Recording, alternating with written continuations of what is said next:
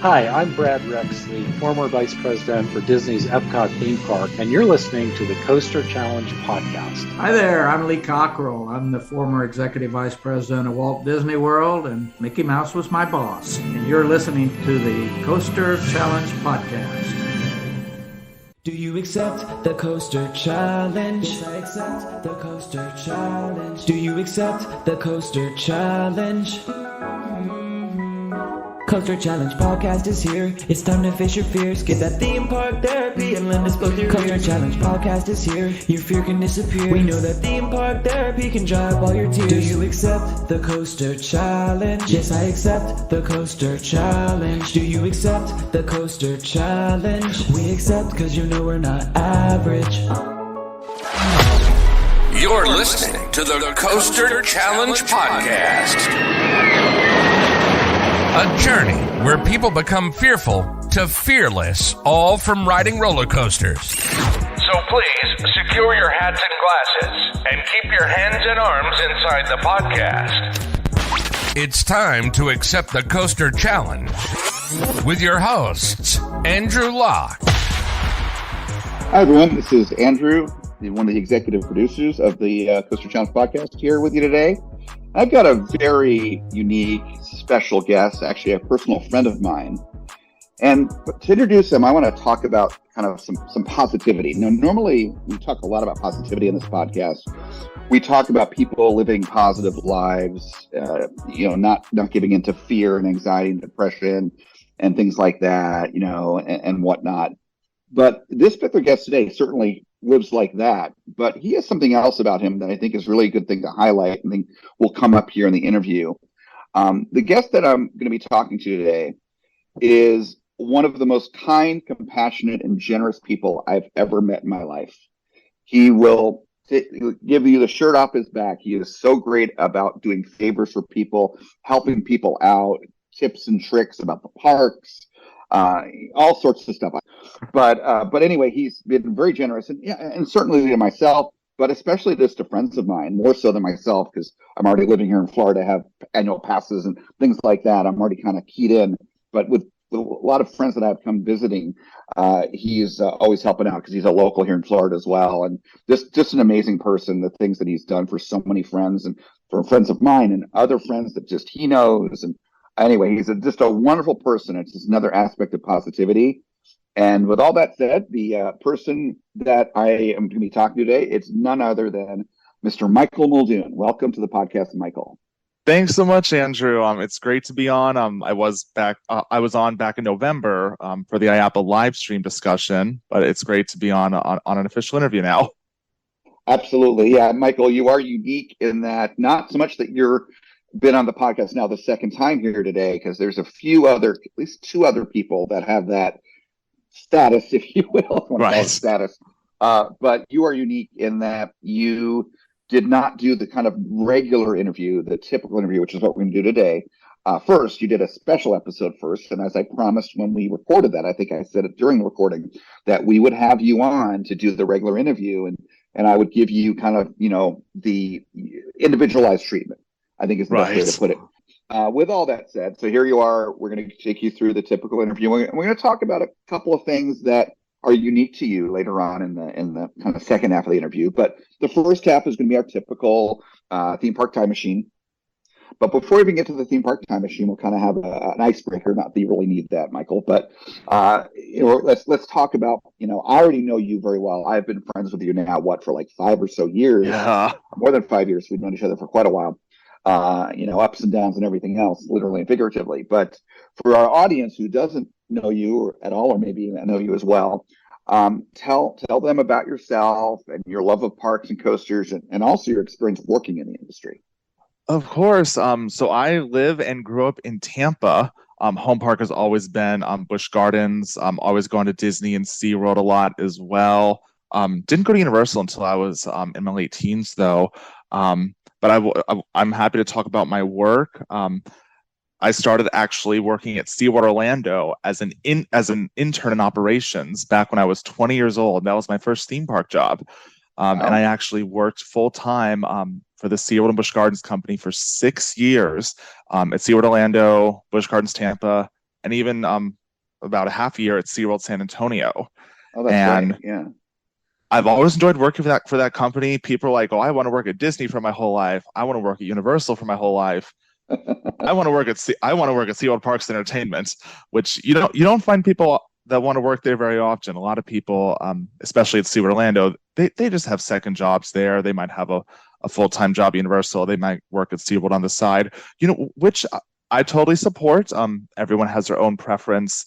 I also want to talk about my social media. We'll get into that. I'm one of the admins of the Busch Gardens and SeaWorld past member groups on Facebook. And even before that, I ran another page called Stand with SeaWorld. Ran that page for about a year and a half and made some wonderful memories, wonderful social media and marketing contacts I was able to get out of the Stand with SeaWorld page and the past member groups as well. So we'll get into all that. After 6 years with the SeaWorld company, I decided to take a full-time job outside of the theme park industry. Hardest decision of my life. I'll never forget, Andrew. I'm sure you'll never forget. I cried very hard that day, and I still wonder, should I have done that? But I have a Monday through Friday job at my house in healthcare and finance. I've never been happier, and I actually still work at Busch Gardens on the weekends as a tour guide, which I couldn't have done if I was working there full time. And now I get all the Busch Gardens employee benefits, and I get to give tours to the place I've been going to my whole life. It's the best in the world. Yeah, and that's awesome. You have the best of both worlds there, because you've got that Monday through Friday job, which is coveted. The pay, the benefits. The fact that you have your weekends free, other than the once or so a month or a couple times a month, depending upon the time of year that you do the VIP tour guide at BGT. But you have that freedom because like me and like a lot of enthusiasts, you like to travel.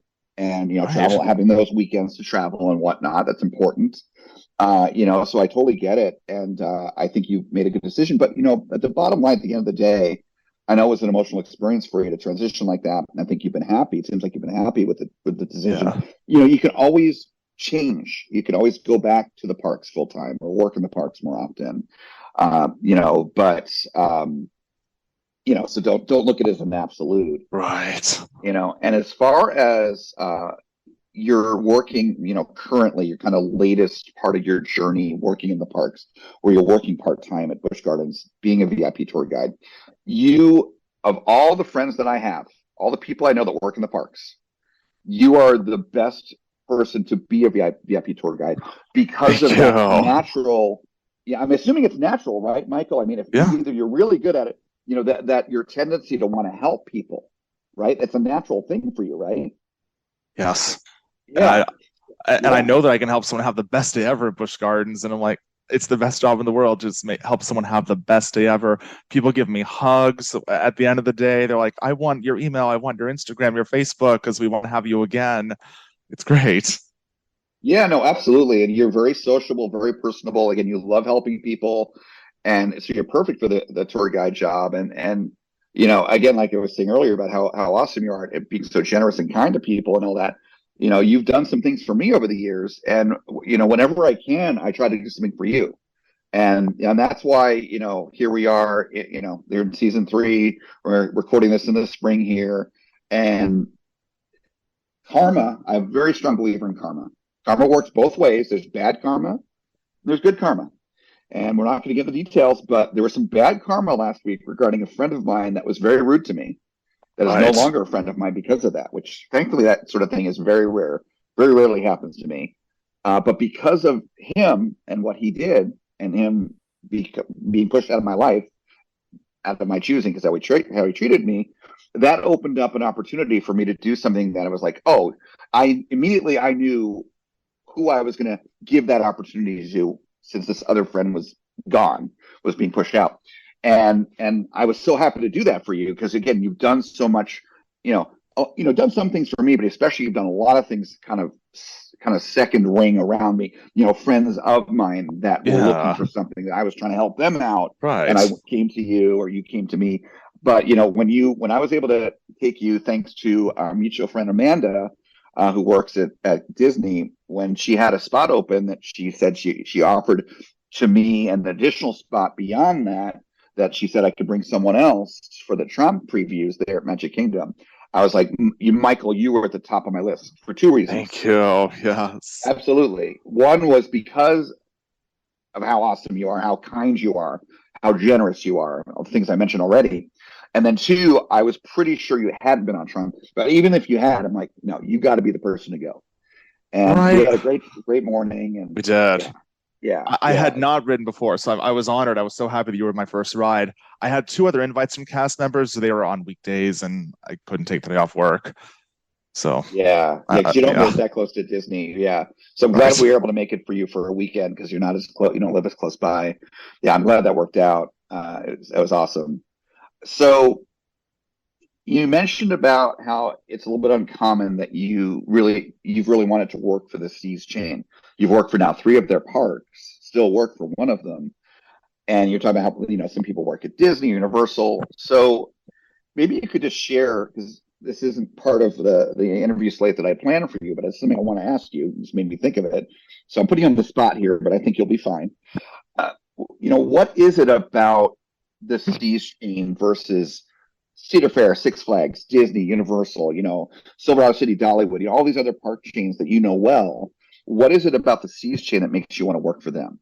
I've always felt that I was considered family.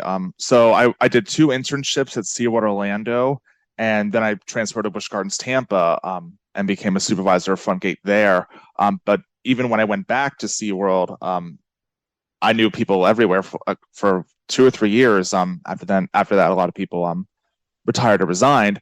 But for the first couple of years after I left SeaWorld, people still knew me, and I had a great time. It's like I just want to drive and say hi to people, and it's the same at Busch, and even at San Antonio. Like I fly to San Antonio usually once a year, and I still know people there. I haven't worked there in about 7 years now, but I still know people there, and and it's just a big family environment. I just think Disney and Universal are too big. Right. Yeah. No, that makes sense. So it's not necessarily something specific to SeaWorld or Busch Gardens.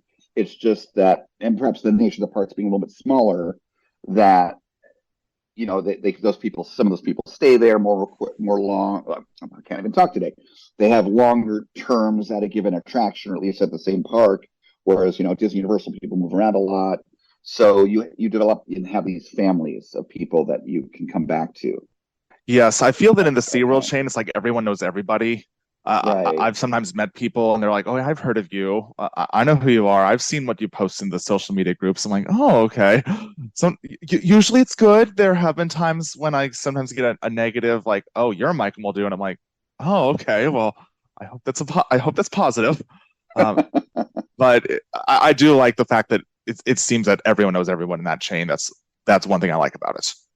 Yeah, no, that's really cool. I like that. It makes a lot of sense to me. I mean, I've not worked for the Seas chain, but I spent a lot of time in their parks. And, certainly another friend of mine that used to work there, does not work anymore, and a friend of yours as well, Raptor Joe, good friend, also here in Florida. And she used to work at Mako for a number of years, and she doesn't. And that's all we'll say about that. But, she still rides Mako. I mean, I think she's got the record for the most number of rides on Mako, well over 4,000 at this point. And she still goes back there, several days a week, especially on her days off, and rides Mako, and she brings gifts for her Mako family. Again, looks at it like family, like you were mentioning, team ambassadors, use the right terminology, there at SeaWorld that still work that ride, and other ambassadors she knows throughout the park. Yeah. And she's great about that. And she does the same thing. She's never worked at Carowinds, but Fury is her number one. And she goes there several times a year, and she always brings gifts, and she's always posting pictures of like her and her favorite ride-ups there, like Claudius Watts, who's an amazing guy. I met him last year, really nice guy, one of her favorite people there. And she's always seeing her family, her extended family there up in Carowinds. But so I can definitely understand, where you're coming from, and that's a powerful thing. These people that we have these connections with. So I love that answer. So thank you for sharing. Of course. So, all right. So let's go ahead. We'll go ahead and move on to the actual interview here, the crux of the interview, which again is our theme park time machine at the beginning, or the fear journey here. So the first question for you is, what was the first coaster that you remember riding? or that maybe your parents told you that you rode, or So I actually asked my parents this last week in preparation for the interview. Nice. They didn't remember, but what I remember is the original Gwazi back sometime in '99 when I was 7 years old. Maybe did Thunder Mountain Road and Space Mountain before that, but I just don't remember. I know I did those in the early 2000s, but I know for sure I did Gwazi when it opened in '99. I have pictures in my school uniform to prove it. Yeah. So it's so interesting. So, I mean, it makes sense given that Busch Gardens has kind of been your home park pretty much your whole life. I know you lived in Orlando briefly and obviously San Antonio for the reasons of working for those two parks. But, largely you've lived near Busch Gardens more so than stay close to Disney. Right. So it makes sense that a coaster at Busch Gardens Tampa would be your first. So right. Air Grover and Sesame Busch did not open until 2010. So a lot of people are like, well, when did Air Grover open? I'm like, 2010. It did not open in the 90s. Yeah. So obviously, you're a VIP tour guide at Busch Gardens. You've been going there your whole life. I mean, there's a few friends that I would call upon to, if I had questions about the history of the park, be like you, Kaylin, Samantha, the regulars there, of course.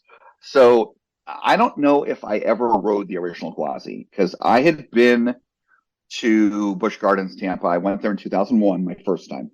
Okay. Gwazi would have been open then. Yeah.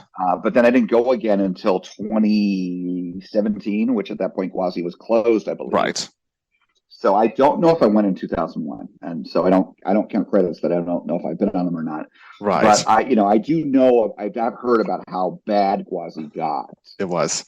And it's interesting how quickly, because I hadn't really thought about before I was talking here today about when Gwazi opened. I thought it was earlier than that.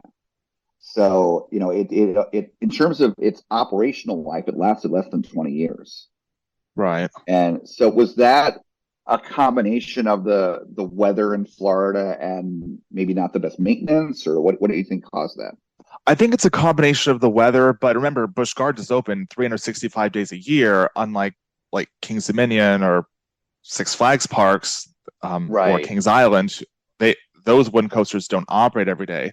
So Gwazi probably had the lifespan of like a 30-year-old coaster, or at least it ran ran the length of a 30-year-old coaster. Right.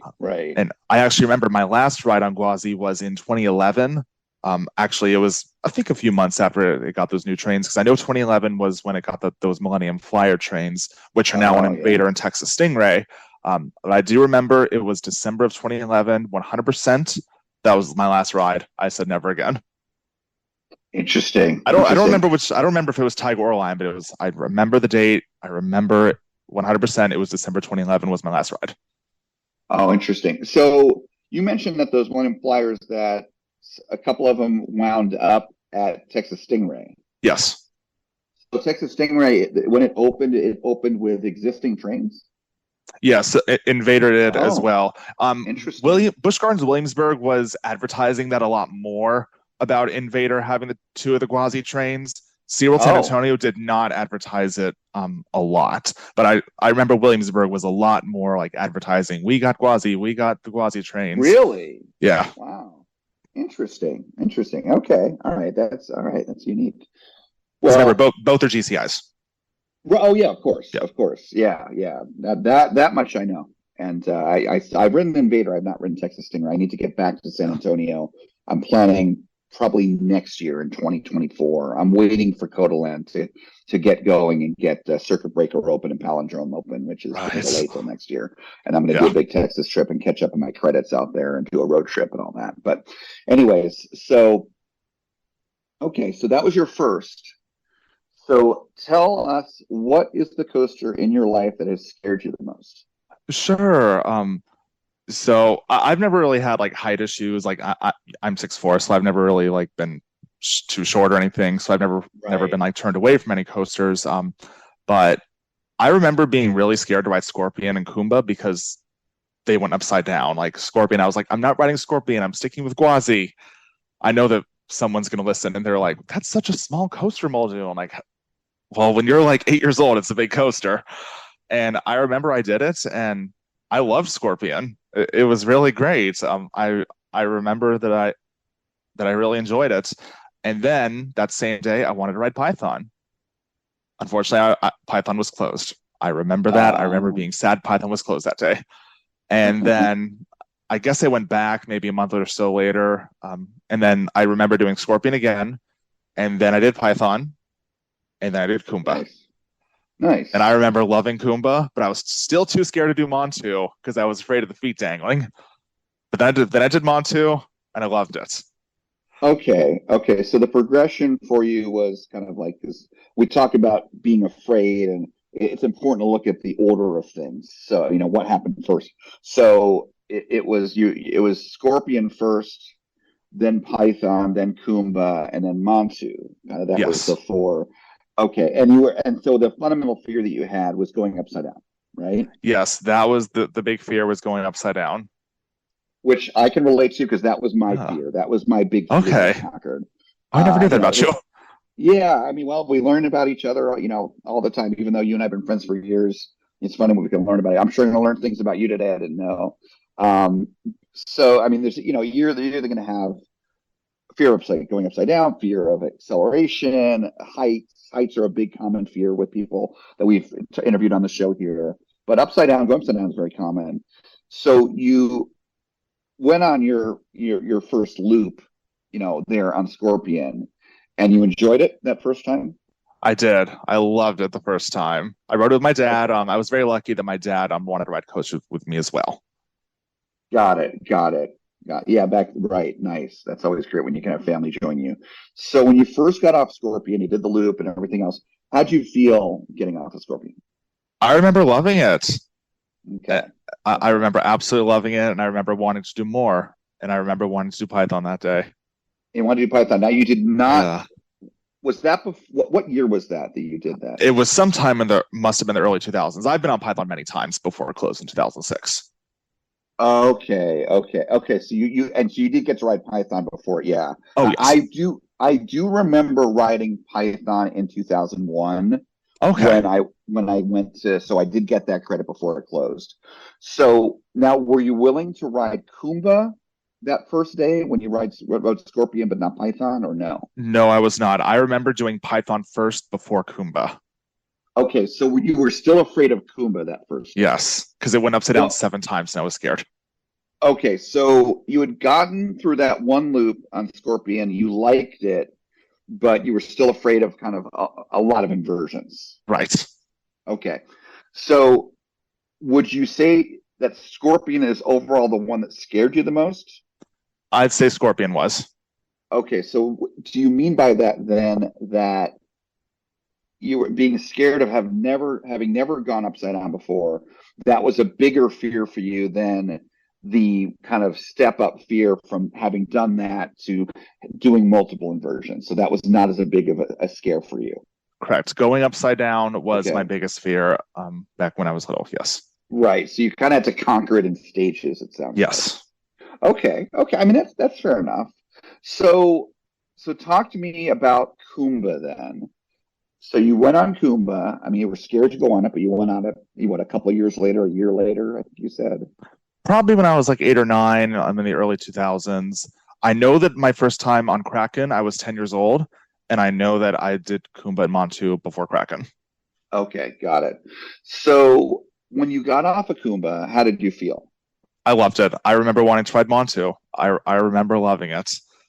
Not thinking it was shaky or rough at all. Well, back then especially. Yeah, of course. So, and did you ride Montu that same day as you rode Kumba the first time? Oh, I honestly do not remember that. I do not remember that one. That's okay, but soon thereafter you rode Montu, right? Yes. Soon thereafter. Okay. So after riding Kumba, you were still a little bit scared of the feet dangling aspect of it being an invert. Okay, and then you rode Montu and you were fine. Obviously nothing happened to your feet or your legs. No. But what was part of it, because of how tall you were concerned about clearance? Is that I don't remember. Oh no, I was not concerned about clearance at all. I think I was just scared. I didn't know where the heads were, because I always thought that your head would go up in the track where the wheel covers were. I had no idea at the time. And right. Yeah. Right. I remember just No, being that makes fascinated by sense. those wheel covers, wondering where the people went. Right. It's the B&M inverts are certainly different. Yeah. Yeah. Yeah. So, all right. So then after writing Montu, you love Montu? I did at the time, yes. Okay. Now it's a lot for me. I'm 30 years old, but back then when I was 10, it was fun. Right. Now, have there been any coasters since Montu that you've been, and I want to be clear here because there's fear, which is a form of anxiety, but there's also anxiety, and this is something I want to start being more careful with guests as we talk to them moving forward. There's sort of that fun, excited anxiety because you've never been on a coaster before. Oh Maybe it's a new yeah. type of coaster. You know, it's a record breaker, or it's just one you're heard really good things about, or whatever it may be. So those are two different things. So in terms of really being scared, not excited, were there any other coasters after, say, Montu that you really had any fear of? There were no coasters that I can recall after Montu that I ever got scared of. I remember being excited to ride Kraken, excited to ride Manta when it opened in 2009, being excited for all the coasters at Cedar Point when I went when I was 14 years old. That was my first like out Right. of state theme park trip. So yeah, I Nice. guess just the Busch Gardens coasters were the only ones that I ever had fear riding. Okay. Okay. Because I strongly believe, and I've seen this in myself. I've seen this in friends. I've seen the people who've interviewed on the show. In some cases, friends that I've interviewed on the show, and there gets to be a point where you face fear, say riding a coaster, or rides in general. I mean, drop rides or scare a lot of people. The heights and everything, whatever it may be. Facing fears in these controlled circumstances on these rides, it may take a couple of rides, a loop and then multiple inversions and maybe a specialized thing, like you mentioned, like an invert. But you have some fear and you step through it and you get to a point where it doesn't matter. Like when I rode Steel Vengeance for the first time, I'd been in some RMCs, but I'd not been on Quasi yet. Quasi had not opened yet. And I'd not been on anything that tall. And, that was that was a big RMC compared to the ones I'd been on before. Riding Velocicoaster for the first time, Velocicoaster is very different and, it's bigger and faster and all that. So many examples I could give. There were some of the coasters I rode in China back in 2019. It got to the point where even if it was something that was going to be faster, more inversions, taller combination, I was like, bring it on. And something I have talked about on the podcast here and there before is an example of the fact that I wasn't afraid of these new experiences, say like a Steel Vengeance, is putting my hands up the first time I ride a coaster. Oh, So, and that's something I've noticed I've been doing for a number of years now, even the first time I ride a coaster. So, not to say anything wrong with keeping your hands down, but for me, it's like, okay, yeah, I'm comfortable here.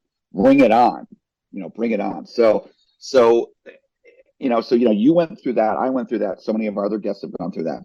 And I believe that happens to us because fear is like a muscle.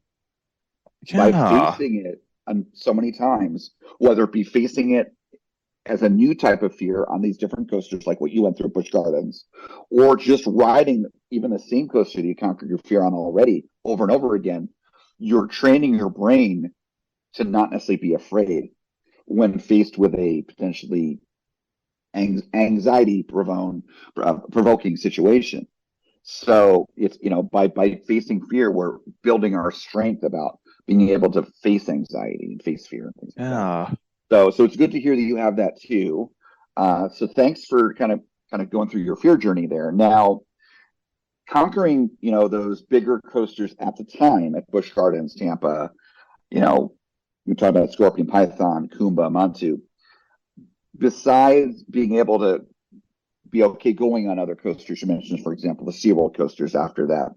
Is there anything else that, riding those kind of first few coasters that went upside down, conquering them, did they affect your life in any ways that you could think of?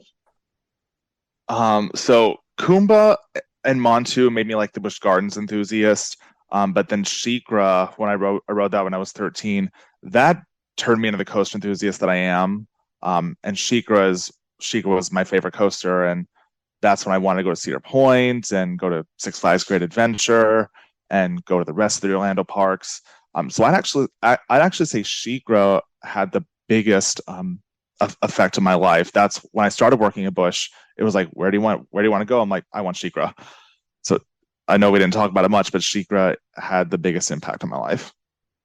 Okay, so yeah, we didn't talk about SheiKra. So SheiKra was your first dive coaster then? Right. I had no fear of riding it because I had done a lot before.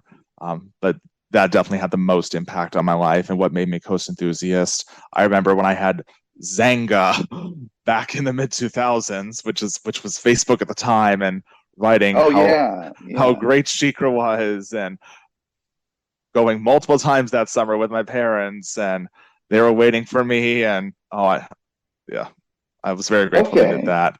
I remember my dad even took a day off work to ride it the first time because he was excited to ride it too. Okay, so let's kind of dive into this a little bit. I realize it's not a fear thing, but I'm just curious. So I get, you went from Scorpion, Python, Kumba, Montu, naming all the coasters here, and those are all Busch Gardens Tampa coasters, and those were kind of what made you, conquer your fear and became a Busch Gardens Tampa enthusiast. And now we're talking about SheiKra as kind of being the next level, but also being a Busch Gardens Tampa. But you're identifying it, putting it in a different class, like on its own pedestal up above. Yeah, a coaster enthusiast. So why? Right, because I had no idea that there were like other parks, like other coasters around.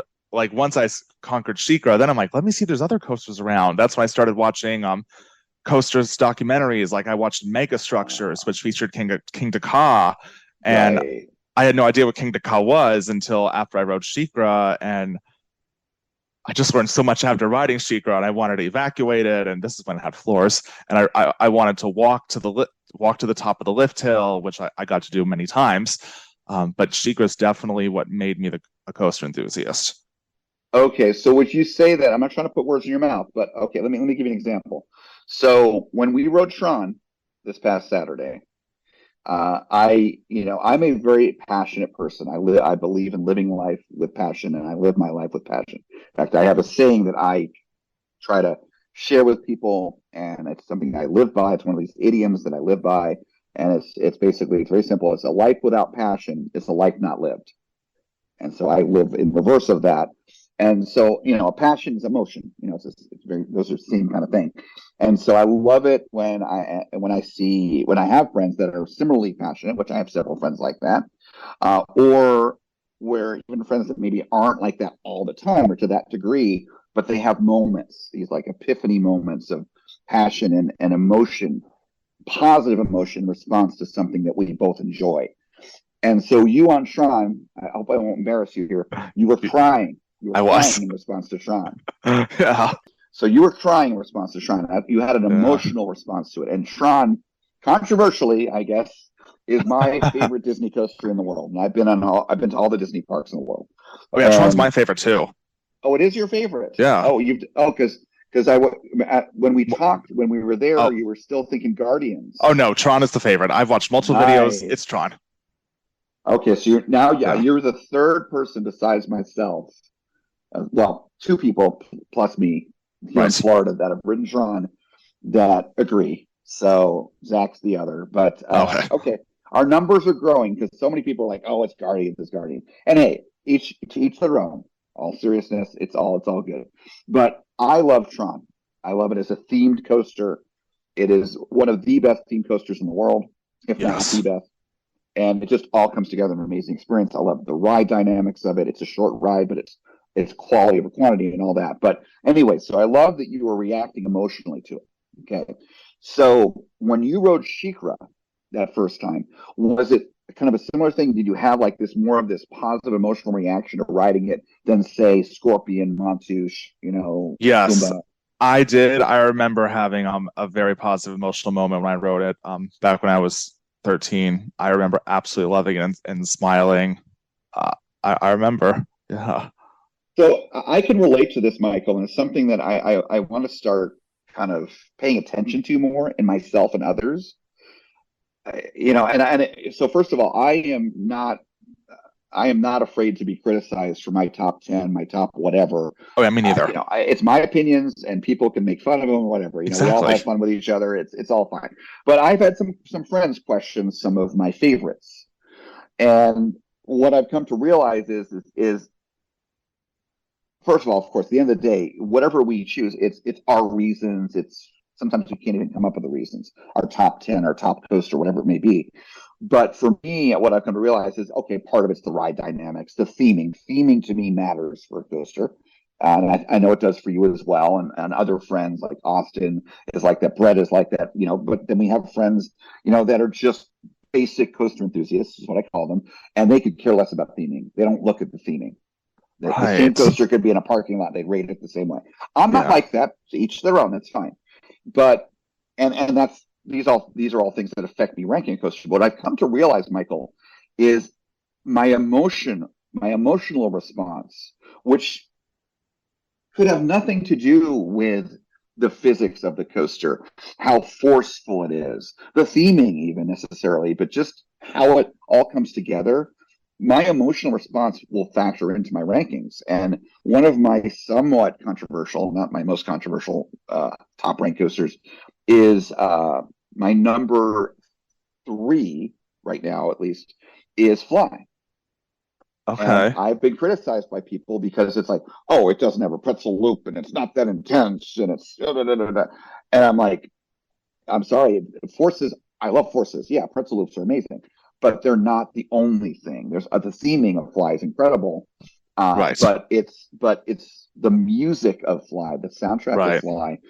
By EMA Score, their best music to date. It's incredible. If you listen to it off ride, like if you listen to a score of a movie without watching the movie, or when you're after done watching the movie, it's not the same. So, but if you experience that music when you're the dispatch sequence on Fly, for me at least, it's so emotional in a positive way, and it's so uplifting. Literally and figuratively, you're flying and everything, and it's perfect. It brings you up, it's what the ride is supposed to do. You're flying, so it's perfect. And so emotional responses to coasters, it's a real thing. It's something to not, it's not. You don't want to ignore it. You don't want to be embarrassed about it. So I'm glad to be, talking to someone here. This is something I realized as we're talking, that you have these emotional responses to coasters sometimes. So SheiKra, you had a big emotional response to, and that propels you to be curious, what's beyond the Busch Gardens sphere. Right. Yes. Okay. I also want to add, I cried on Flight of Passage the first time as well. Not embarrassed. Yeah, I did too. Yes. Flight of Passage, again, is another controversial thing, I guess somewhat, is, in my opinion, is the best flying theater in the world. Yes. And I've been on a lot of them. I've been on the ones that even are not involved with Disney, like the Wings Over Washington, the one in the Pigeon Forge, a couple others. And Wings Over Washington is fantastic, by the way.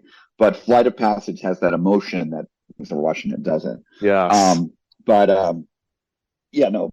of Passage is amazing. I mean, Avatar is my favorite movie of all time, so I've got that connection too, so I can relate. But yeah, I mean, I think some of the best rides, we have these emotional responses to them, and it makes them our favorites. It sticks them, and it makes them hard to move out of our top 10 or whatever those positions are. So, okay. So, and what year was that you rode SheiKra for the first time?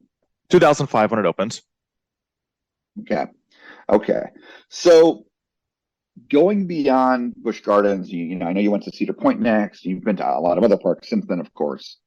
So thinking straight through up till today, your entire life thus far, what positive impacts have coasters and theme parks had on your life? Positive impacts.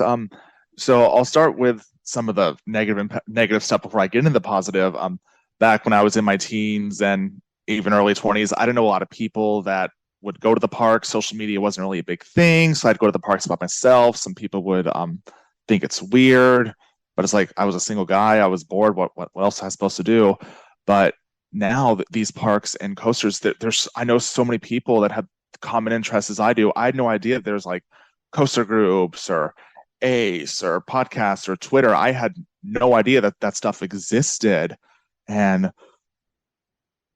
it's just so cool that there's so many people that have the same interests as me. I've made so many friends from the parks and Twitter, IAPA, and now I don't even think I ever could go to a park by myself again.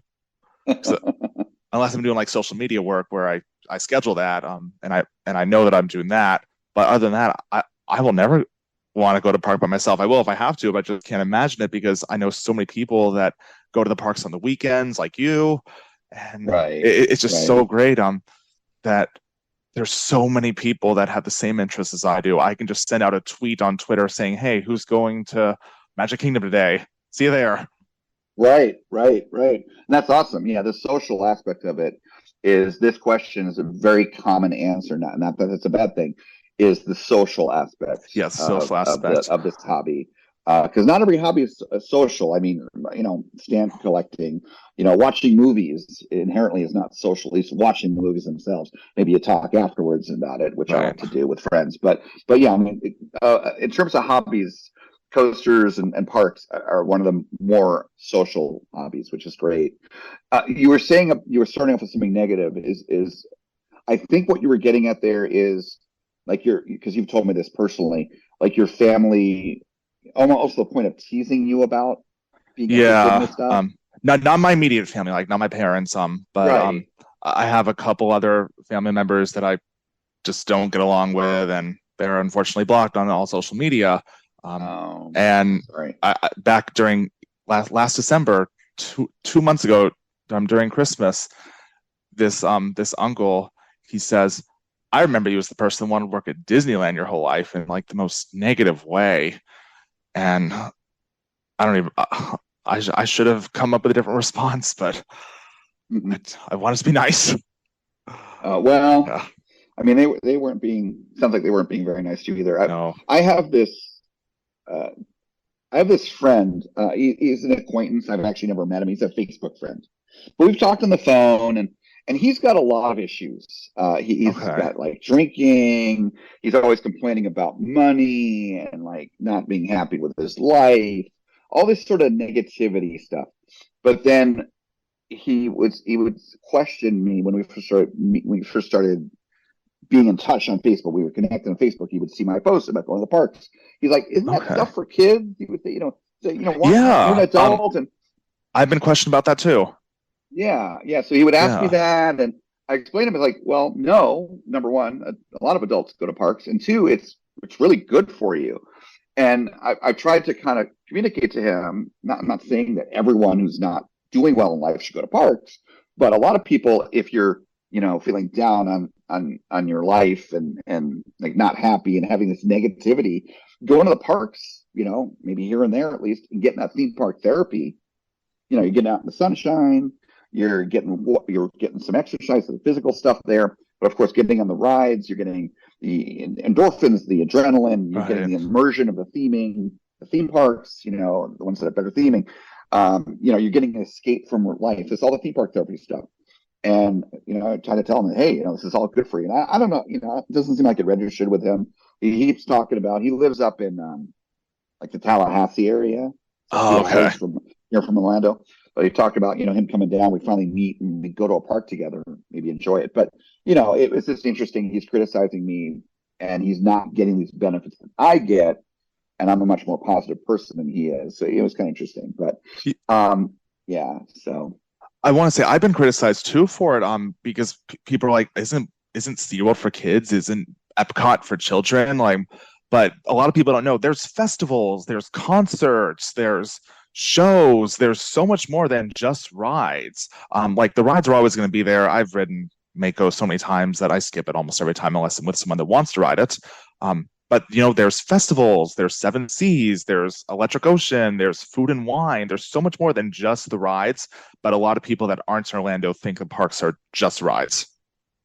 Right. Oh yeah, there's so much to do, and it's not just coasters, not just rides. The shows, like you said, the food festivals, the restaurants themselves, the fireworks, the parades, the fireworks, the haunt. I mean, there's so much, and then you have all of the stuff I didn't even think about Halloween. This and Christmas event, all the special events, the holiday events. Then you've got I just did a dinner show for the first time thanks to the being very kindly invited to a media event for the new Country Music Nights show, or I'm sorry, Country Nights Live show that's done by the same people that do the Pirates and the Teatro Martini shows right off of I Drive here in Orlando. And I'm now going to go back and, paying, mind you. I'm going with a couple friends in April and going to see Teatro Martini because I like the Country Nights Live one and I want to check out the others. But, they've got that and the escape rooms and, Ripley's Blues or Not and Wonderworks, where Drew works and, all these kind of places. And that are part of this, just like you have a Pigeon Forge and Gatlinburg and Branson and so forth. So it's not just the parks; it's the entertainment. And who doesn't like to be entertained? Right? I mean, who's criticizing you for being entertained? Now, something that I talked about in depth on the our 100th episode, and I kind of mentioned this, but when I was married, which I was married for 17 years, I was an enthusiast before I was married.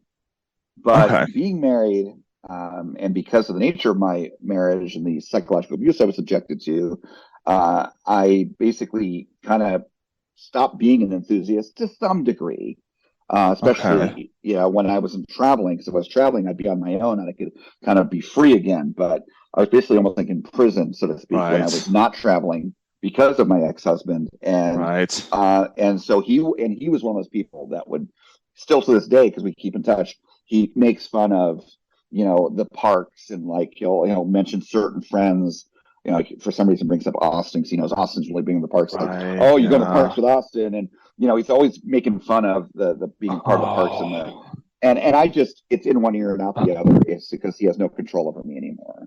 And thankfully I've moved on and in my first year or in the first year where we had separated beginning of 2021, that was the first year, and a few months later in June that I went to Hollywood Nights. Yeah. And that first Hollywood Nights was one of the best weekends of my life. I remember you said that. It makes me sad that that people still give the negative connotations like that. That makes me sad to hear. The negative, the toxic people in your life, and unfortunately a lot, most of us, if not all of us, have someone like that in our lives, right? If not more than one. They're gonna be, it's jealousy, it's insecurity that feeds them and those behaviors, and they're gonna be jealous and insecure about something that you enjoy that they don't enjoy and they don't understand. Because someone that's inherently unhappy, a narcissist, an insecure person like that, they don't like other people being happy. Right. They're so insecure to begin with. So it's again, all this toxicity stuff. So really, at the end of the day, you have to not let them get you down, ignore the gaslighting that they do. And, like a narcissist gaslighting about theme parks would say something like, oh, those are just for kids. You're an idiot for going to parks. Why are you going there as an adult? And you don't have kids. That's gross. That's wrong. Again, that's gaslighting. Those are not correct statements. So, but anyways, we have to just move past those minority of people in our lives that are negative like that. So, anyways, so thank you for sharing the impacts that the parks have had. Obviously, a big impact, big part of your social life and so forth. So now we're going to have a few questions that we always have in our interviews that are just kind of fun. They usually get fun stories and discussions. So this next one is, what is the craziest moment you've had on a coaster or on a ride? It doesn't have to be a coaster. Yeah. So I'm glad you and I went over this last week when we were at Magic Kingdom, because my original answer was not ride related at all. But that was still my craziest but that moment was still my craziest moment in the park, because I had no idea what to expect that day. But for craziest moment on a ride is actually going to be Tower of Terror at Hollywood Studios. I actually rode it with my stepbrother at the time. I was about 21 years old, and we did the penny trick. You know how because the ride pulls you down, it's like faster than gravity, and it was he attempted the penny trick where you put a penny and then it actually worked. The penny was floating in the air, and he lost it. Yep. We think that it dropped in the ride because there's like small holes at the bottom for like drainage, and we think that we think that the penny got in the ride system somehow, and it broke the ride because we got evacuated off that day. Yeah, we got evacuated off. You never know. I mean, yeah. I mean, on the one hand, you would think, just a penny, they would expect things to fall through those grates and everything. But you never know. Maybe it could have been. We don't know. Yeah. Now we weren't evacuated like at high in the air. It was at the bottom, and I just remember being so cool because the mechanic had to pull the gondola like to the back with like some loud machine, and then we were getting off. The evacuation cast member was telling us no pictures, no pictures. Right. And he still tells people that I broke Tower of Terror with a penny. We're not sure if it's true or not. I've got a couple evacs in my life. The most recent of which is the most interesting of them. I would say overall, we got evac'd off of Mummy, and we had the same thing. So we went through the catacombs, like under the track and everything, inside the building, the show building, and they were telling us don't take pictures. And we've heard this from when we asked this question of other guests. We had someone that got evac'd off of Everest, and they're talking about the bridges inside. When you're high up in there, where they got evacuated I think they got evacuated when you get pulled backwards, or and you're going to be, sent forward again. You're going to, see the Yeti and everything, towards the end of the ride, the last third of the ride. That's pretty high up, and so they had to walk over these catacombs and like these bridges and whatnot, and not catacombs, catwalks, I should say. Right. And they said they wish they could have taken pictures, but they just have everything in their minds. But yeah, So I know the next answer, but again, we got to share with our audience here. So what is your favorite coaster? All right. So you and I, we both love our Intamins, and I am sure that I'm going to get some flack for this later. Millennium Force. I've been on about 260 coasters. I have a list in a Word document. Millennium Force is the all-time favorite. The views, the speed. It's not a typical B&M, which they're all the same. It feels like. Intamin is so different. Like everything's unique with Intamin, and I love Millennium Force. There's nothing else like it in the world, and the views of the lake are fantastic. Now, the view, especially going down that first drop, because you're right along the lake there, and it's gorgeous. Yeah, I agree with that. When did you first ride Millennium Force? 2006. I was about 14. Okay. So, and did it become your number one after that first ride? Sheikah was my number one at the time.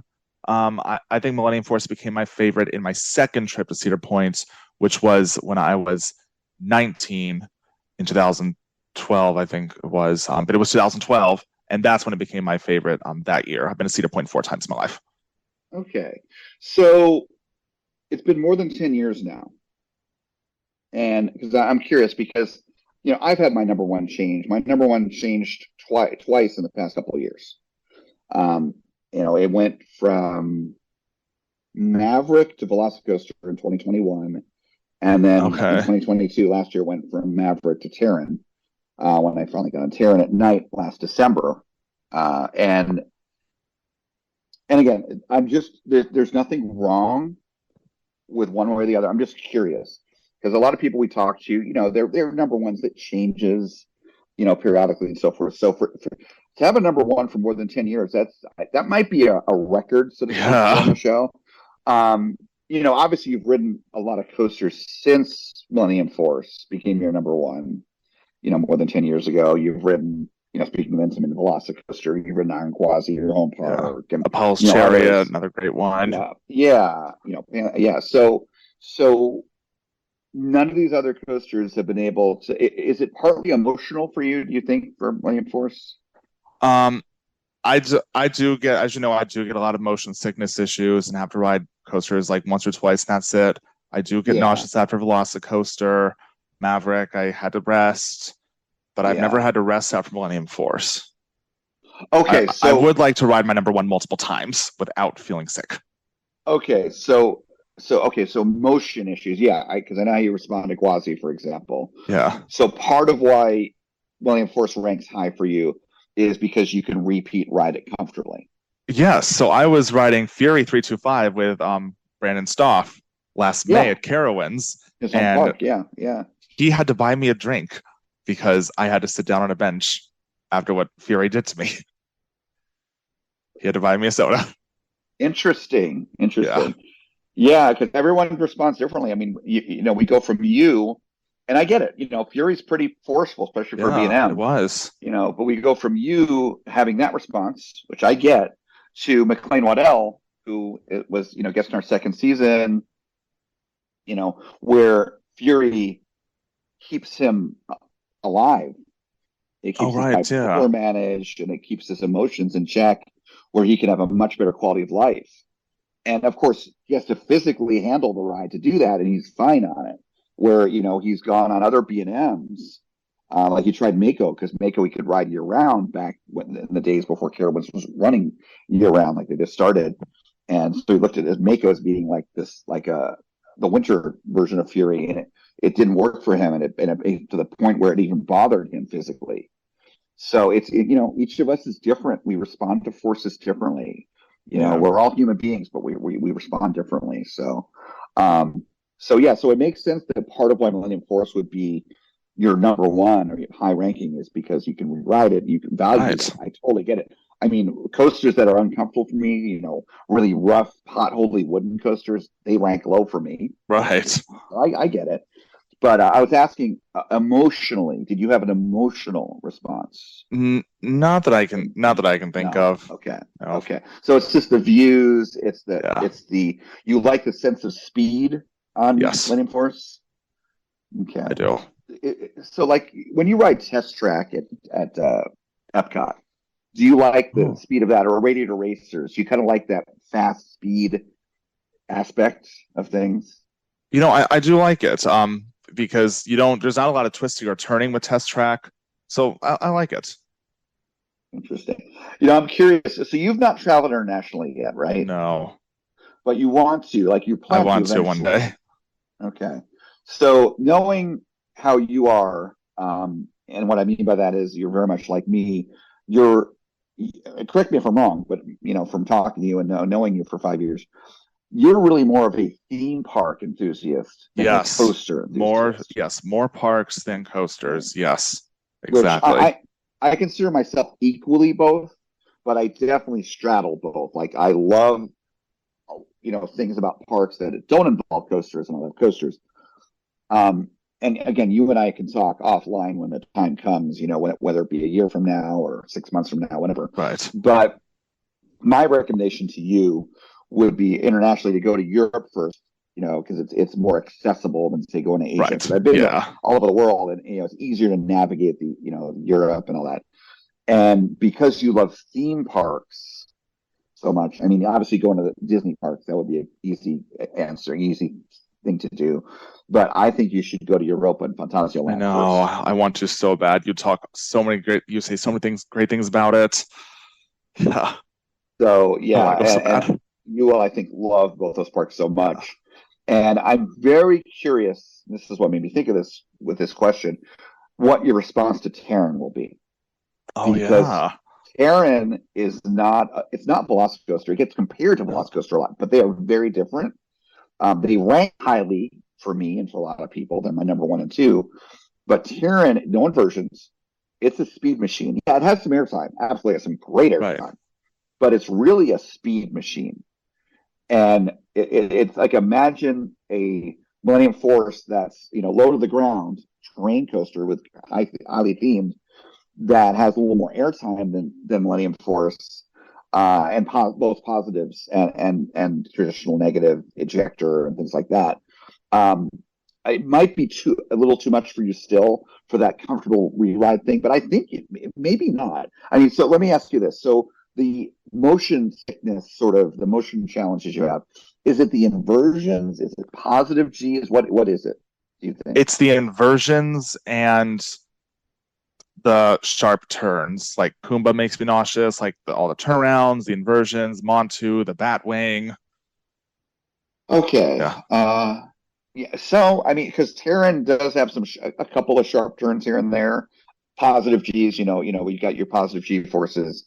Yeah, but I mean, maybe it's not too much because, again, there's no inversions at least. Right. I'd be fine on Terran. Yeah. Terran's the one. Wait. Yeah. Terran's the one where it's the 72-mile-an-hour one that's like the second fastest multi-launch coaster, beat by Pantheon, right? Yeah. Okay. Well.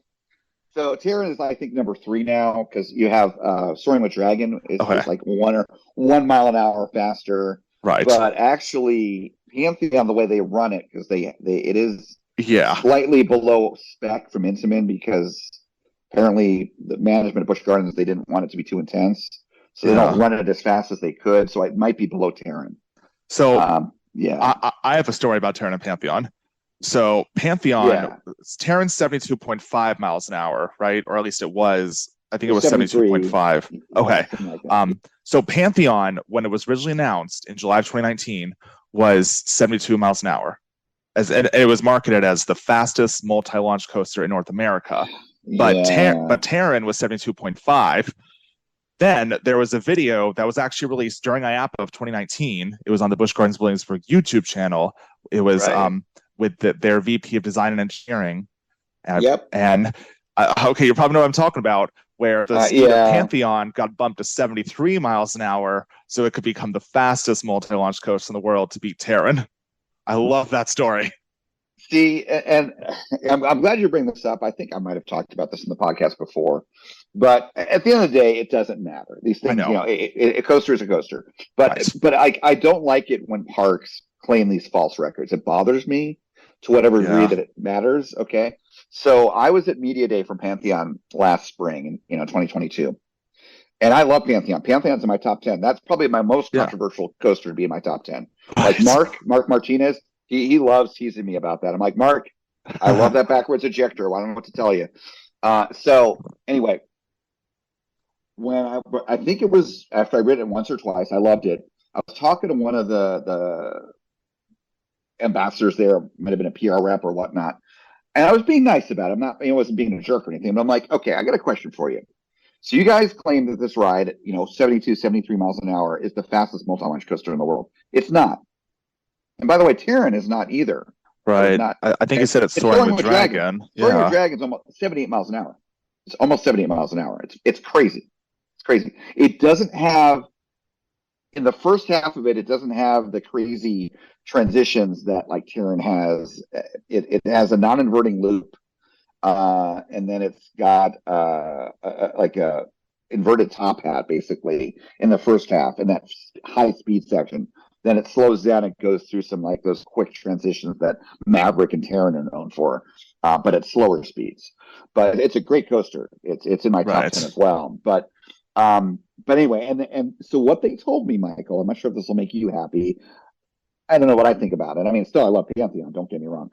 Is that they call it the fastest multi-launch because it has a swing launch like Soaring with Dragon does, but it has that first launch in addition.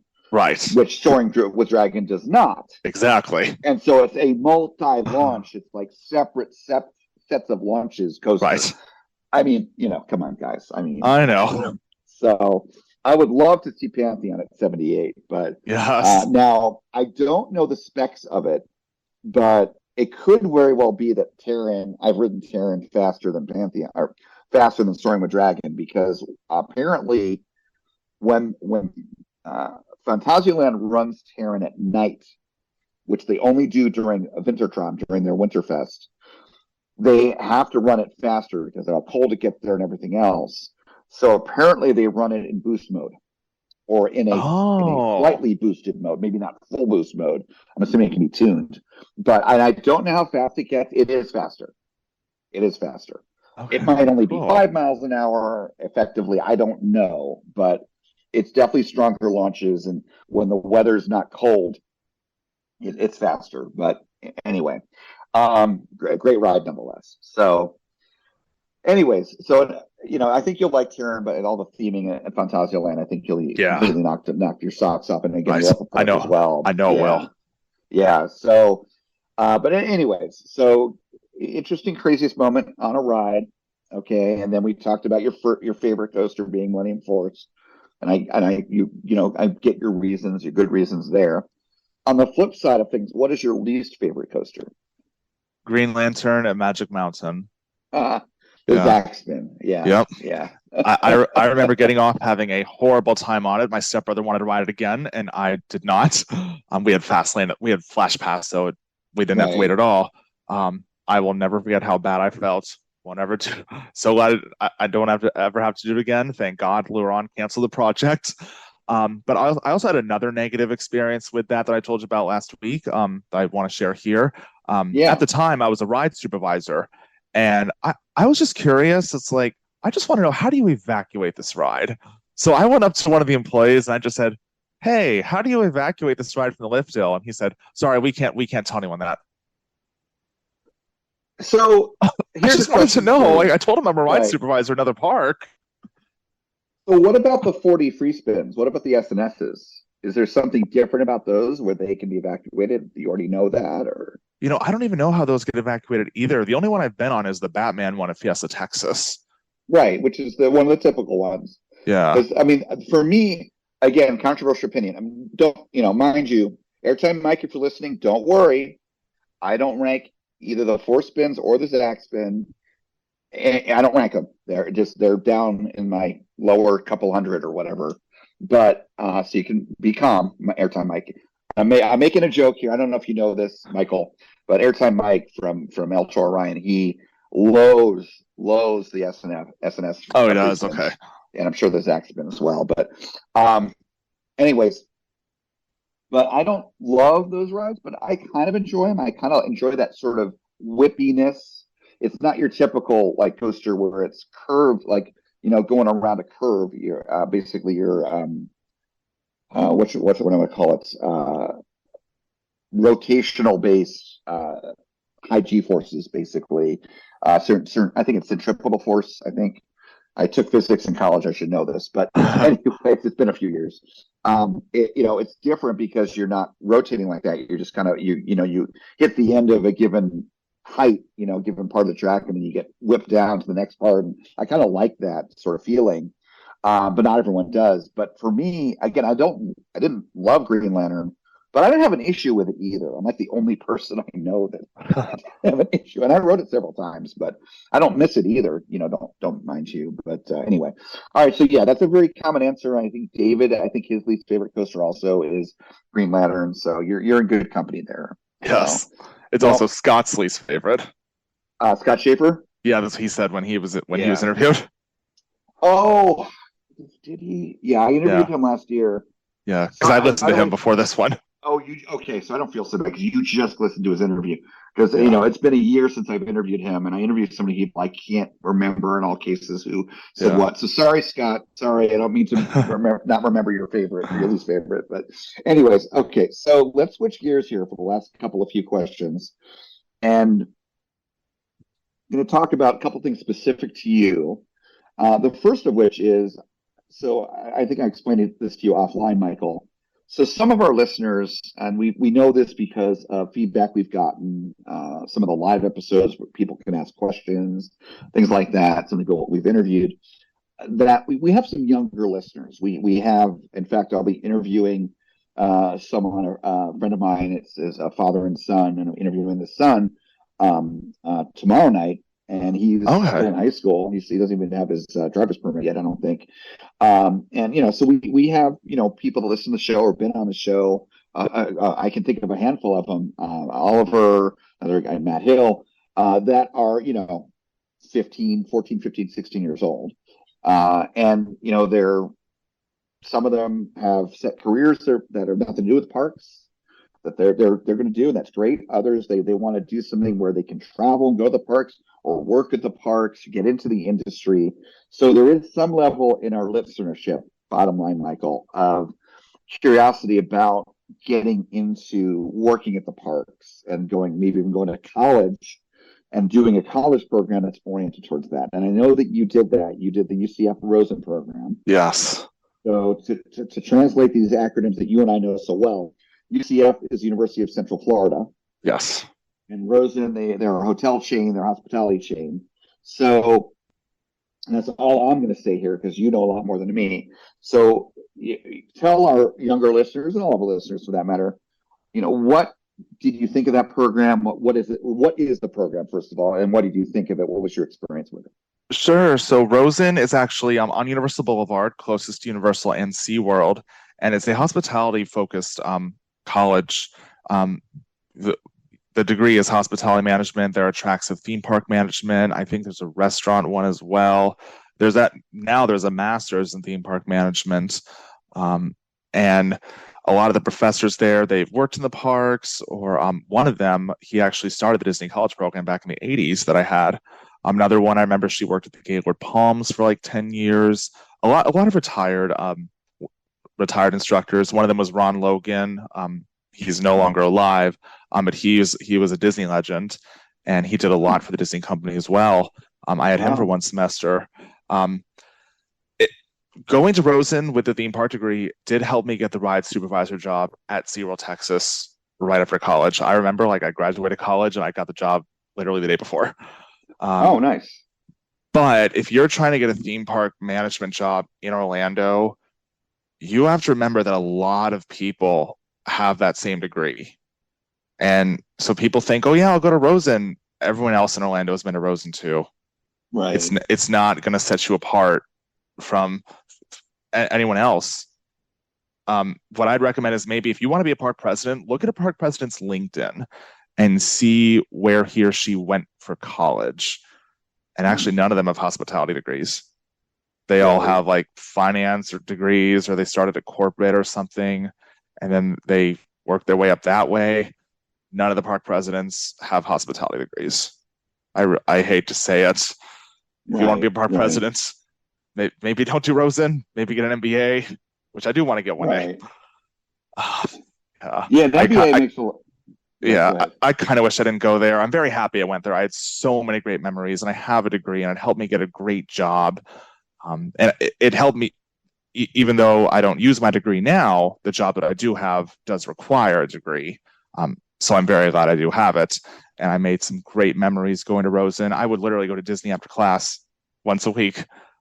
It was fantastic. I actually lived in Tampa at the time, and because I was working at Busch Gardens at the time, and I was so unique because all these other people were like living in the Rosen dorms or had apartments to work at Disney, and here I am, like I work at Busch Gardens, and I had class Monday, Wednesday, and I would drive Monday morning, go to class Monday, Wednesday, crash on people's couches Monday and Tuesday night, and drive back Wednesday, go to the parks Monday and Tuesday. It was great. And now I see a lot of our mutual friends that are like in their early 20s doing it now. They're not going to Rosen, but they live in Orlando, and I love seeing what they do because it's exactly what I did 9 years ago. And it reminds me, gives me a lot of great memories, but a lot of our mutual friends do going to the parks after work. If you want to be an attractions manager, knowing the right people is another thing. I do know a few attractions managers that actually were operations managers at SeaWorld, and then they got attractions manager jobs at Universal. So it also is good to work at Disney or SeaWorld. Universal actually does hire a lot of people from both of those chains, and they will be doing a lot of hiring for Epic Universe. Oh yeah, for sure. So there's some good things you shared there. For example, about looking at LinkedIn. I think it's a really good point, and I would like to add to that. Actually, you just gave me an idea. So you mentioned about looking at where they went to school, like looking at look up Neil Thurman, for example. Your boss's boss there at Busch Gardens, the park president there at Busch Gardens. He used to be at Magic Mountain. Great guy, very nice guy. I've met him a couple times. David knows him well too from his Magic Mountain days. So, you look him up on LinkedIn. I'm assuming he's on there. You can see what his degree is in. But also look at his career history. Look at, where else did he work at the parks? Where did he start? Did he start at the bottom? And did he step his way up? And, you and I, Michael, both have a couple of friends, actually two people I'd like to have in this podcast, one of whom I've been talking to for a while, and it's scheduling. It's just a real challenge. Drew. And he went to the Rosen program, and I know, again, kind of has some similar kind of thoughts about it as you, kind of limiting career-wise and all that, and so much competition. And then we have Ari, who was in management at SeaWorld and Disney. Right. And, from the financial aspects of things, he realized he could do a lot better money-wise, and he's got two kids and a wife, and his wife works for Disney. But he realized he could do better to provide for his family by working in a different industry, and he jumped industries. And he's a smart guy, and he's really happy he's done that. Yeah. He still enjoys the parks. But, one thing I'll say, and you'll appreciate this, Michael. So I've done Trainer for a Day twice. Some of the best experience I ever had in my life is Trainer for a Day. Yeah. Both at SeaWorld San Diego. And the first time I did it, or it might have been the second time, but this is back in 2001, 2004 was the two times I did it. Right. And I forget which one, but one of those times that I did it, was talking to the trainer about, I wasn't going to jump careers or anything, but I was just curious to, one of the things about Trainer for Day, which is awesome, is you get to spend all this time with a trainer. And I'm an inherently curious person, and I was asking about their job and what it's like. And one of the things that they shared with us is that they don't make good money because so many people want to work with the animals and want to be these trainers and the shows and everything, that they can pay less. It's supply and demand. They can pay less because there's so much competition. It's not like it's the reverse of, say, working as like a garbage man or something, where it's like those dirty jobs, as they say, where less people probably want to do it, and so maybe they pay more or whatever. But you might be able to make more money as a garbage man than being as a trainer at SeaWorld. Honestly, I'm not kidding. I am not kidding. And so when you work the operations and a lot of the the hourly type jobs at the parks, you're not necessarily paid that well. These aren't career, they aren't ideal career jobs, where you can make ends meet, kind of like working fast food or things like that. Now, if you get into like, the restaurants, the bartender position, bartenders do well, servers do well in the table service restaurants. And you get into management, creative, engineering, that's different. That's at a different level. Because, and I think where it's challenging is, doctors, nurses, that's all a white collar profession. That whole area is lawyers, it's all white collar. Yes. The parks, there's white collar and blue collar, and that's where it gets confusing. You've got the operations side, it's kind of a blue collar, the hourly, lower pay, and then you've got the management and maybe some of the other jobs that are unique, like the serving jobs where you can make tips and where you can do well. But again, the white collar is more the management, the engineering side, the imagineering and creative side. And that's the challenge, because a lot of these theme park degrees, these people, they want to push the button on the rides. That's what people want to do. And that's great. And I don't discourage people from having those kind of jobs, but don't necessarily look at those as being, really good paying jobs, because they're not. They're not going to be. They're not. Yeah. You and I, we have a few mutual friends that all they want to do is like push buttons for their life. I'm like, don't you want to be a supervisor or manager? I don't know. They're happy where they are. I'm like, okay, I'm not going to argue with that. And that's another thing too. And that's not just a theme park thing, but some people, and I've seen this in various industries, friends of mine, they don't want to have the responsibility. I've got a friend, Michael, I was just talking the other day, lives in Texas, works for Target. He's worked for Target for decades, and he does really well there. He was offered a management position. He quit his job at that point. He's like, no, I don't want to be manager. And he came back. They begged him to come back a couple of years later at the same level as just not entry level, but he's just individual contributor is what it's called. He's not a manager. And he doesn't want to have that responsibility and that stress and hey, and to each their own. But you have to accept, okay, if you don't want those responsibilities, well, you're also not going to have that pay and that advancement in your career.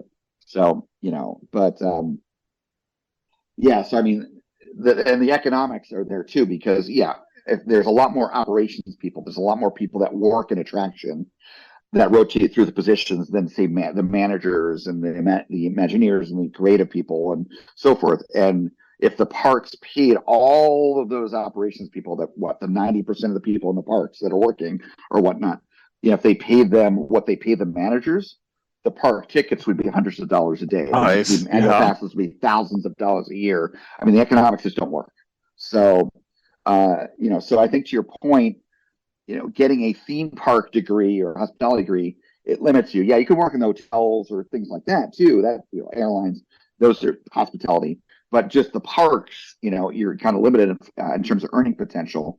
Versus if you get, like you said, an MBA, which is a master's degree, but if you get even kind of a basic, more general BA degree, but then you go and get your MBA, you're the world's your oyster. You can be a manager anywhere. Yeah. You get into finance, like you said, and so forth. So I think that's, this is kind of a good word of warning that, unless you're really dead set on working at the parks for the rest of your life, in the parks, in the hourly kind of setting, and maybe moving up as you spend time there in tenure to be a manager, a shift lead, a trainer, a manager, if that's your path, then the Rosen program, I guess, is pretty good, right? Right. So for me, having that Monday through Friday job was the most important, as you know. Having family in Tampa that all had Monday through Friday jobs. That's why I chose to leave the industry full time, because I wanted that Monday through Friday job, and I wanted a higher paying job, and I didn't work in my house and have my holidays off. Theme parks aren't for everyone. But so I love just having a side job in them now. It's great.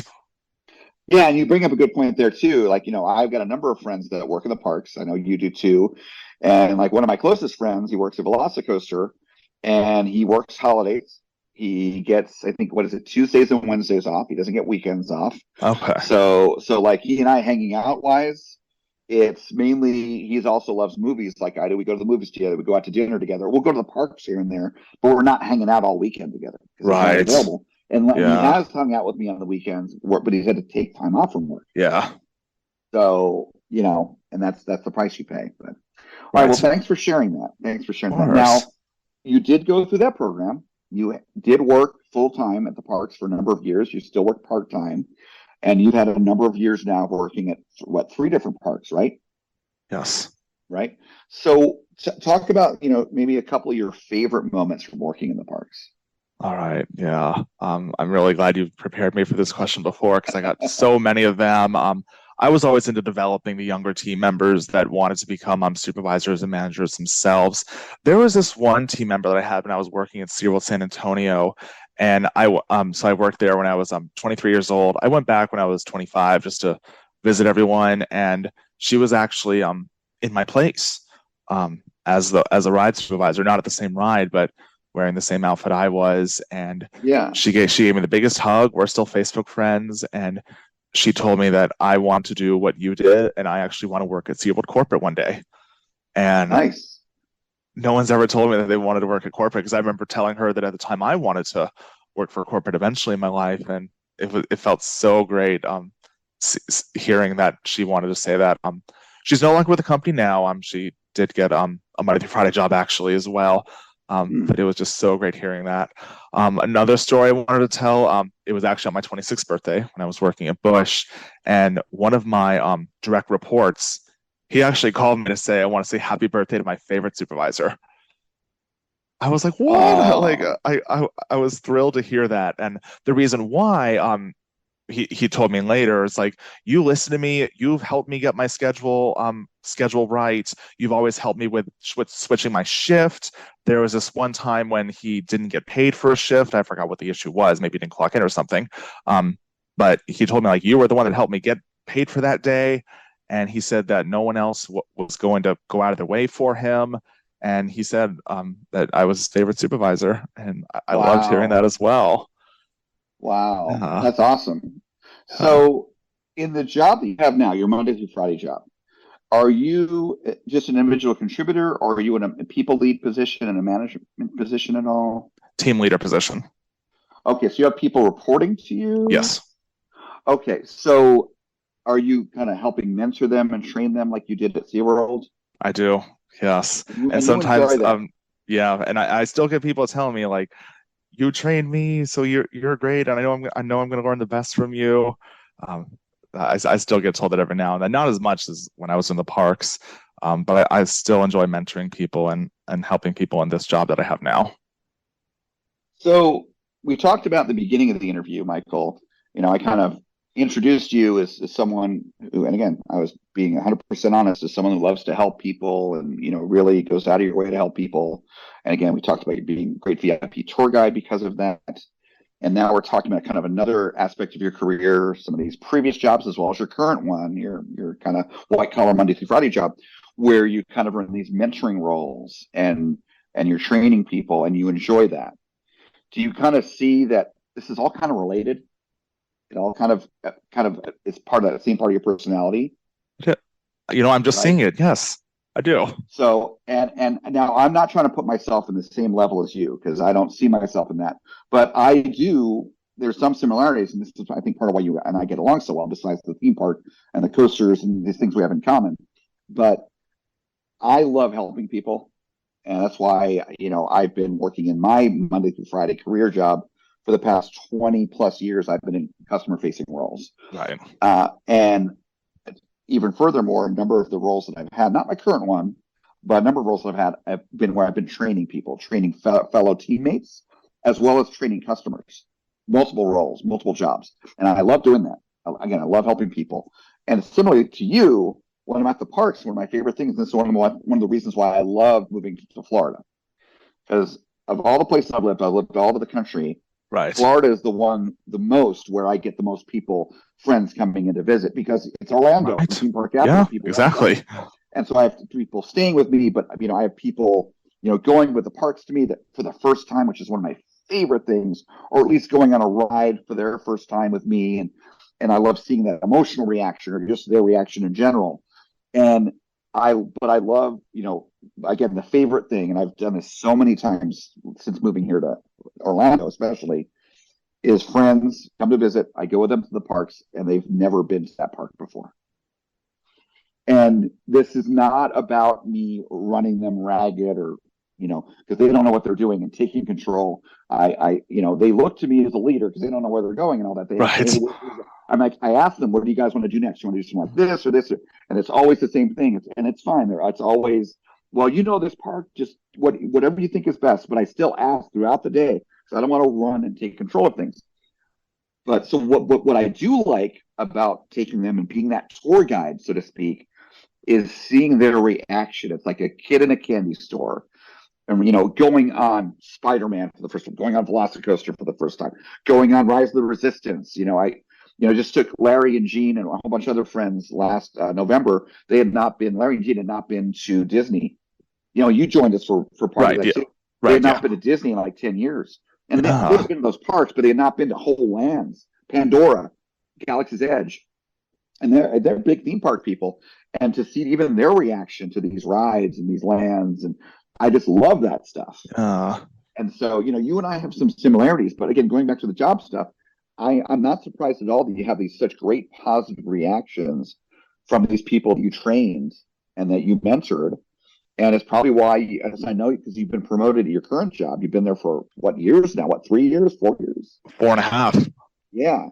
And you've been promoted there, and I'm not surprised at all that that you've done well there, especially now in this team lead role. If I could give you some advice, Michael, is lean into it even more as your career moves forward. I think you're a good natural manager and a natural trainer, or natural mentor. Thank you. And I think you like selling those roles. So absolutely.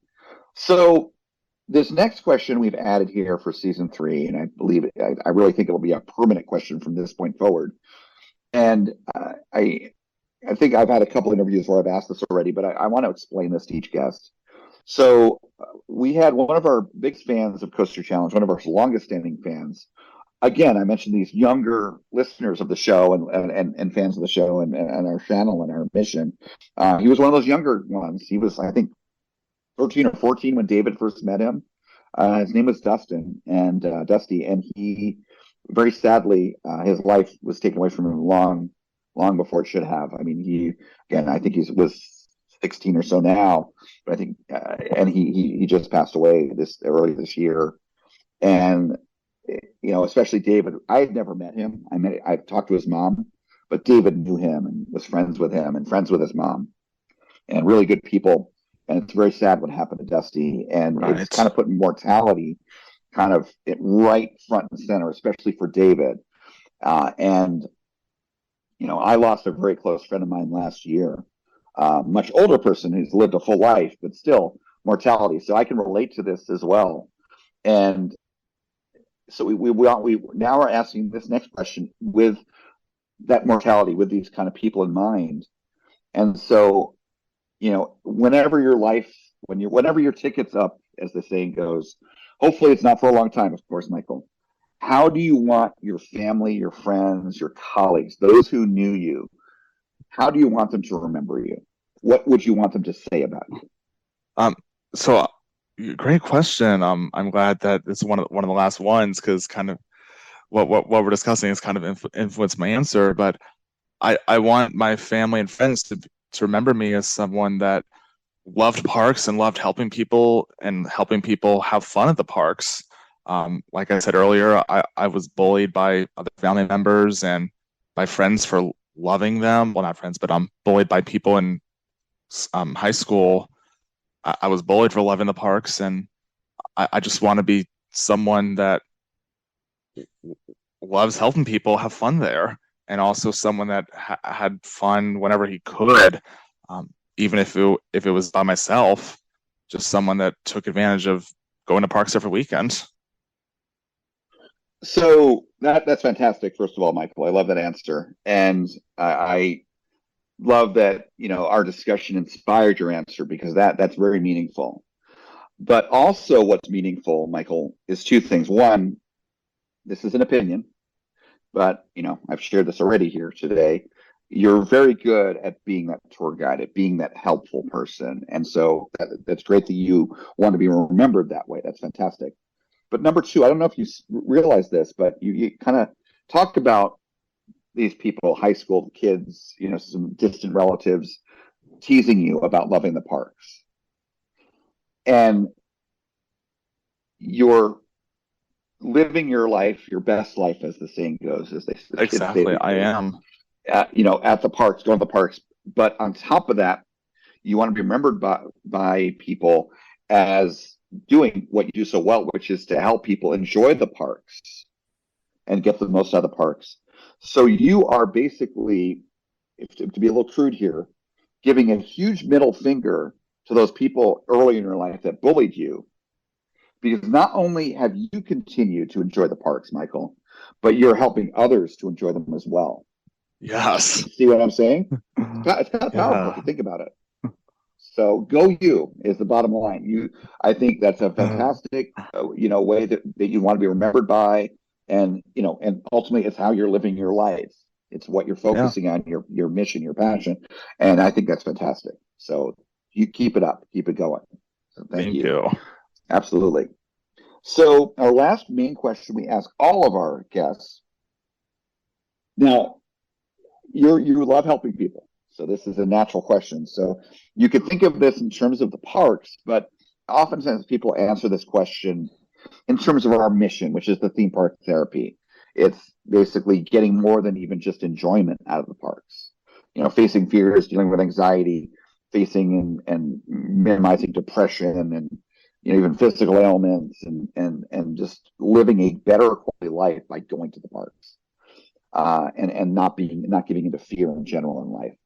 So, however you want to answer this, but again, the question is, what advice would you like to give those that are listening? Yeah, I do have one more story I want to tell at Sure. the end of this question. First, get a job at your local park. Just do it, even if it's culinary, or even if that's the only one open, or a position you don't want it to be. Get a job at your local park so you can start meeting people. And then second thing, go to IAPA. I know, I've helped Larry and Jean get in, and I'm willing to help anyone that wants to go. I'm willing to help them. Definitely go, even if you have to pay like I had to at the beginning. Maybe be an IAPA ambassador. I actually know a few people that have become very successful in the industry because they've been IAPA ambassadors. I never had the opportunity to be one, and I really wish I did. So look into that. I really wish I got to do that when I was in my 20s. And once you have that chain that you want to be at, if you want to be at Disney, you want to be at Six Flags, that's your chain, try to meet people and maybe try to travel to the other parks in that chain. With Disney, it might be hard. There's only Florida and Orlando. There's only Florida and California. Maybe it's kind of easier with Cedar Fair and Six Flags to travel to multiple locations. Right. But once I knew that SeaWorld was the chain that I wanted to work at full time, I did what I could to go to San Diego and go to Williamsburg every chance I could, and even go to Sesame Place when I was in Pennsylvania for a wedding. So if you do decide to pursue that career, and that chain you want to be at, try to meet as many people as you can. And remember, there is more to theme parks than just rides. A lot of people think, oh, you're a rides manager. No, there's so much more. I used to always think it's just operations. No, there's so much more than that. But I do want to tell one great story that I have. Before you tell that story, yes. real quick, Michael. So I just want to relate, because I meant to mention this earlier and I forgot. one thing that I have to thank you for, and I've thanked you for this individually, but I think it's good for our listeners to hear this, and it relates to what you just said about there's more to theme parks than just the rides. Yes. So I had gone to Busch Gardens Williamsburg once in my life when I was a kid. Right. I was in the concert band in school, and we did a band trip. We performed down in Virginia. I grew up in New Jersey, and we went to Colonial Williamsburg and went to Busch Gardens Williamsburg. But this is before I was into the park. I was not an enthusiast. I did Big Bad Wolf, and that's about it. Right. And I was a kid. I couldn't appreciate parks. So, I was like 8 years old or whatever. And then I went back there I've been back there many times since, but I went back there for the first time years later. This was, it was, more than 30 years later. And this is after meeting you. And I remember I was in kind of a little bit of a rush that day. One, because I had a lot of credits to get. I do like getting my credits. You do. And I was flying out of Richmond back home to California. I was living in California at the time. And that's right, you and I have known each other before I moved to Florida. And I need to catch my flight. So I couldn't even stay at the park the whole day. So, but you told me to see Celtic Fire. I love the story. Tell it. I love it. Okay. So you told me to see Celtic Fire. And again, I love shows. I love, musicals and plays, not involving the parks, just theme entertainment. I love that stuff. But I love shows at the parks too. It's kind of related. And I didn't know anything about the show, and I don't like looking things up in advance. I didn't know about Celtic Fire. I just knew it was a show and had Celtic in it, and I was like, okay, this is great. I love Celtic music. I love all that kind of that culture. And so I go, and I'm like, and by the way, Michael, so before I get to the show, going back as an adult to Busch Gardens Williamsburg, and now one, of course, being able to go on all the coasters I was afraid of as a kid, and all these new coasters that weren't even there when I was a kid. That was great. That was great. And Griffin's fantastic, and Alpengeist is fantastic. Verbolten is amazing. All these new experiences. But that park itself just blew me away. How beautiful that park is. All the water and the waterfalls and the streams. Yeah. And the landscaping. And then the food I had was fantastic. Marco Polo, great restaurant. Style. My favorite one there. They have there. So good. So good. And just all the themed lands, I was like, wow. And that is the best park in the chain by far. Because I've been to all of them. I've been to Sesame Place too, and all the SeaWorld parks, and all the both Busch parks. And love that chain. And that's why I go there now several times a year. But anyway, so I went to Celtic Fire, knew nothing about it. And I go in there, I see it's in, a little auditorium, and I sit very close up front, not a busy day. And what I then witnessed over that next half hour, I was blown away, because what I witnessed was a show that is up there with Disney, Universal, the best of the best, Hollywood, and it's a Celtic singing, dancing show. It's got a story to it. Won't go into too much detail. I want to spoil it for anyone. I've gone back and seen that show a couple times since. Right. But if it weren't for you, Michael, I may not have seen that show yet. Right. And you've told me that when you go with enthusiast friends or like group meetups, a lot of people don't want to see the show because they just want to do the coasters. Yeah, the only friend that I can think of that likes that show, because I have local friends that live there, and they're like, no, I don't care about that. But one person that I know likes that show is Austin. And he does. Cool. Austin is more of a theme. He's like me, theme park and coasters. He straddles both worlds, if you will. But and that's why he very much values highly themed coasters. So, but yeah, he likes that show. But I wish more enthusiasts, if I could add on to your advice. I don't usually do this, Michael, but just in the spirit, I'm giving some advice today, folks. Free advice. If you're a coaster enthusiast, do yourself a favor. Try to branch out. Try the other things at the parks, and don't do it. I don't want to name names. I'm going to be bad, but don't do it at a low quality park. Go, at an amusement park, at a regional park. Go to, again, a Busch Gardens Williamsburg. Go to a Disney, a Universal, and check out the shows there. Check out this alternate stuff they have there. The food and the parades and that kind of stuff at those higher quality parks. Dollywood's another good example. You might find you might like some stuff besides coasters. So yes, I love hearing that. So you have a story, Michael. So please. Yeah. So this is back when I was did want a full-time career in the parks. I was working at SeaWorld San Antonio at the time, and we had managers from all the other parks that were visiting our park for one weekend for a big corporate ride inspection that happens once every 3 years. And I met a manager. I met a manager from San Diego, and he's actually in Orlando now. And then there was a manager from Orlando at the time, and then there was a manager from Busch Gardens Williamsburg at the time. And I got to meet all of them, but I bonded with the Williamsburg manager the most.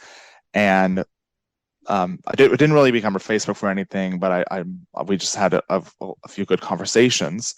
And then I transferred back to Busch Gardens Tampa, and then I was actually going up to Williamsburg with my family for a big family vacation. We were doing 3 days at Busch Gardens and 1 day at Kings Dominion. Wow. And I actually sent that manager from Williamsburg an email, and I said, "Hey, I met you during the big corporate ride inspection. I'm in Tampa now, and I'll be here in Williamsburg, and I'd love to meet you and say hi again." And she met up with me. She gave me her number and said, "Text me when you're at the park on this day." And we met up, and we actually had soda together. I had a Coke, and I forgot what she got, but we about 30 minutes together, and we became Facebook friends. And I see her every time I go to Williamsburg now. That's awesome. That's really cool. And I really love how much you cherish these personal connections and relationships that you've developed from working at the parks and going to these events and so forth. And my first job, I don't talk about it much, was at the parks. It was at a local park, a place called Fantasy Island in New Jersey, not the one in New York. Right. It has one coaster, powered coaster, as a dragon wagon, basically. Small little park. I worked in the food stands there when I was 14 to 16.